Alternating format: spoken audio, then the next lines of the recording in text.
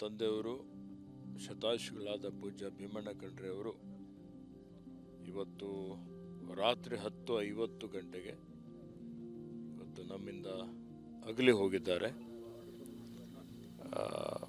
ಇವತ್ತು ಸುಮಾರು 15 ದಿವಸದಿಂದ ಅನಾರೋಗ್ಯದಿಂದ ಬಳಲ್ತಾ ಇದ್ದರು.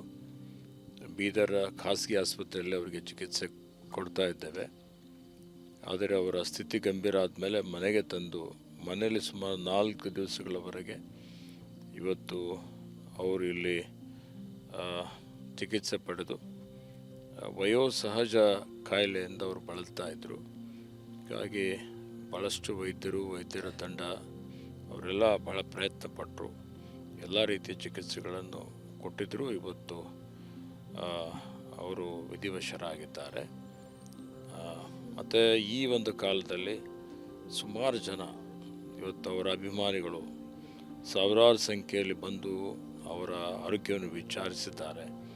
ಅನೇಕ ಜನ ಮಠಾಧೀಶರು, ವಿಶೇಷವಾಗಿ ಎಲ್ಲ ಗುರುಗಳು, ವಿರಕ್ತರು ಎಲ್ಲರೂ ನೂರಾರು ಸಂಖ್ಯೆಯಲ್ಲಿ ಇವತ್ತು ಬಂದು ಅವರಿಗೆ ಬೇಗ ಗುಣಮುಖರಾಗಲಿ ಅನ್ನುವಂಥ ಒಂದು ಹಾರೈಕೆ, ಆಶೀರ್ವಾದವನ್ನು ಮಾಡಿದ್ದಾರೆ.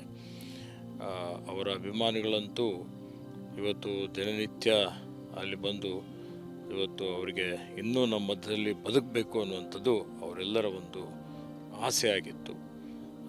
ಆದರೂ ಇವತ್ತು ಅವರು ವಿಧಿವಶರಾಗಿದ್ದು ಭಾಳ ದುಃಖದ ಸಂಗತಿ ಆಗಿದೆ. ವಿಷಾದದಿಂದ ನಾನು ಎಲ್ಲರಿಗೆ ಮಾಹಿತಿಯನ್ನು ಕೊಡಲಿಕ್ಕೆ ಇಷ್ಟಪಡ್ತಾ ಇದ್ದೀನಿ.